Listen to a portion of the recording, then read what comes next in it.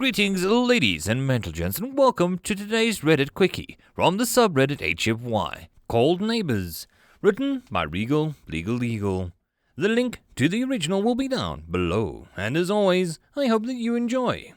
Evil Lord Zaldusa was gloating as he usually did before the Power Vault Force 5 in the center of the capital city.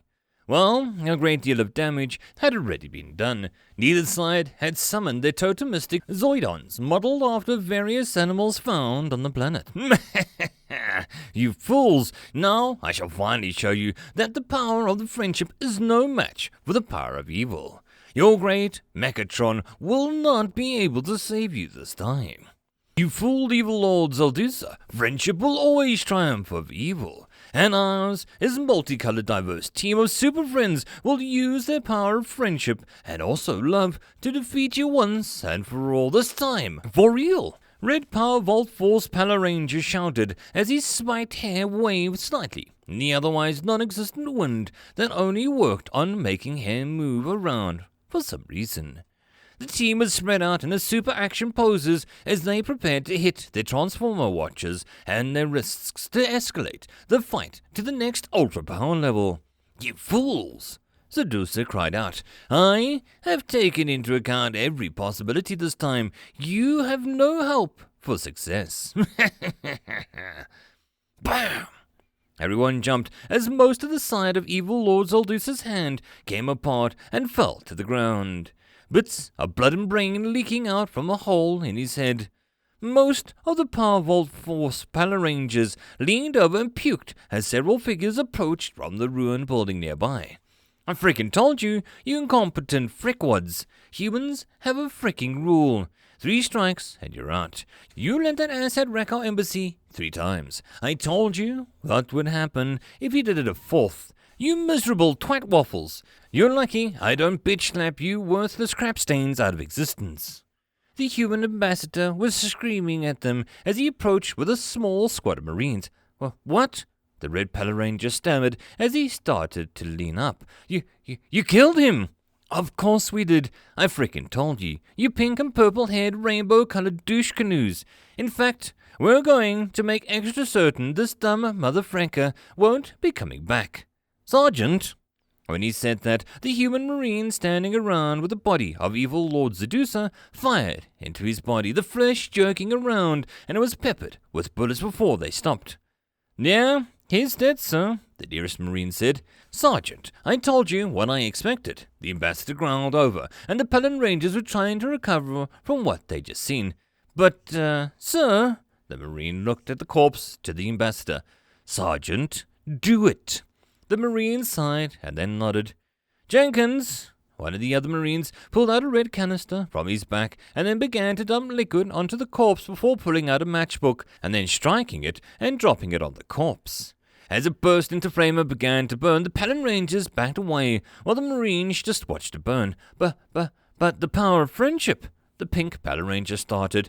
Freck that. The power of bullets and chemistry wins every time over friendship.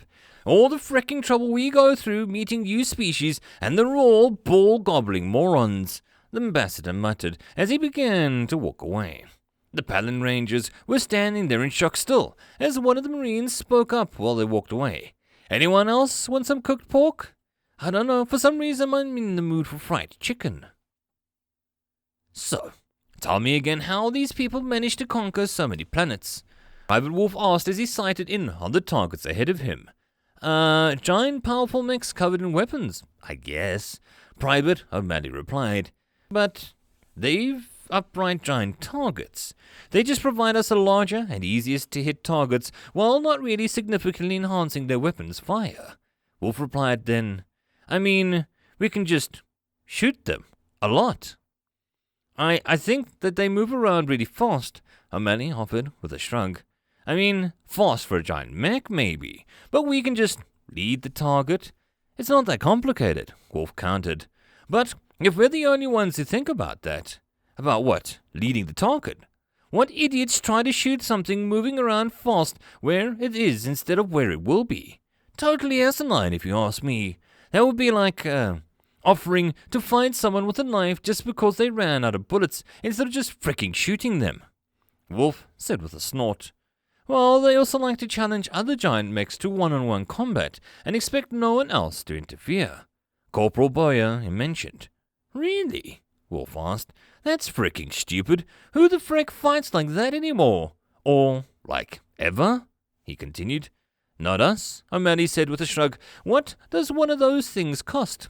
Significantly more than the 500 individual AT guns aimed at them, Corporal Boyer replied. If they're mechs, doesn't that make this an anti-mech gun? Wolf asked and Boyer sighed. Just wait for the signal and we'll all freaking shoot them at once. This invasion is going to be over in like a day. Just try and not hurt yourself and we'll all make it through this. Except for maybe Chuck. He might tragically die in a friendly fire accident involving a shotgun to the face. The three-man crew looked over at the fourth soldier standing off to the side, picking his nose. What? He asked, seeing them look his way. Why are you guys looking at me? No reason, Boyer said, nice and loud before muttering. I wonder if these Xenos realize their super elite warrior class is about to get owned by pretty much the dregs of humanity. I always thought of us more like peons and less like dregs. Wolf offered. Boyer shrugged, and then, as their target system turned green and 500 anti-mech guns opened fire on the invading giant, easy-to-hit mechs. When the recovery team had picked up the beacon, that they were rather stupefied to find anyone alive, considering the state of the expedition. But Alden Chak had indeed found a lone survivor. Though, when he discovered that it was a human, he was less surprised that they had a knack for surviving what no one else could. So, this was, what do you call it? An expedition of nothing but poets. I mean, they all claim to be scientists and stuff, but there's no freaking way any of them were scientists. For one, their people skills were way too well developed, and they weren't methodical or careful about anything. The lone, dark-skinned human that they'd found had graying hair, which Natchak thought meant that they were one of the older humans, but he had yet to establish the human's role in the expedition. He was just trying to figure out what had happened, based on the records. Quite a lot. So, can you tell me again? I know you thought a lot, but it would help us establish a timeline of events. He started, and the human nodded. Yeah, well, it's a bit jumbled up, but I think there's one guy who claimed he was an archaeologist. Claimed?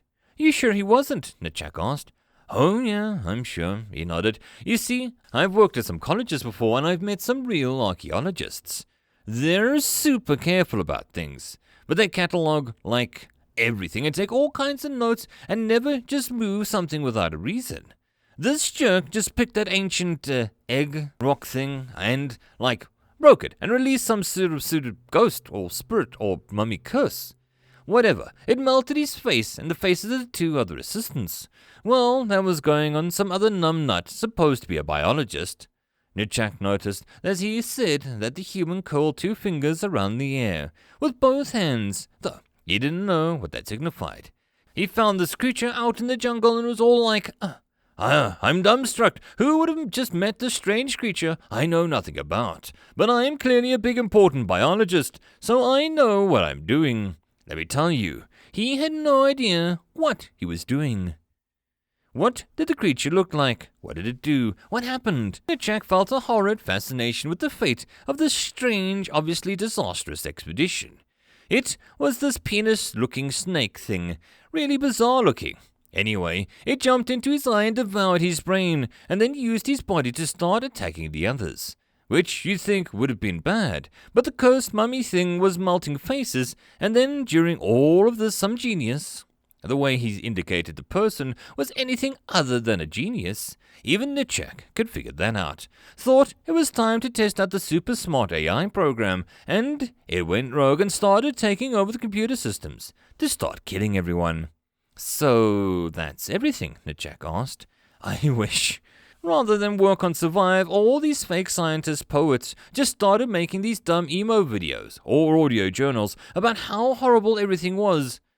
And I couldn't stop stumbling over them and turning them over in every other step. I didn't give a crap about their problems. I was trying to survive because it was around this time that it turned out that part of the expedition had been funded by an evil corporation to test out a new perfect killing machine that they had pointlessly genetically engineered to be even more dangerous.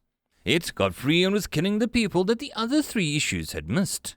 Nitchak nodded slowly. It hadn't seen the state of the expedition site. He really wouldn't have believed any of this. But what he had seen, it actually made sense. Sort of. So, how did you survive? Well, that part was relatively easy.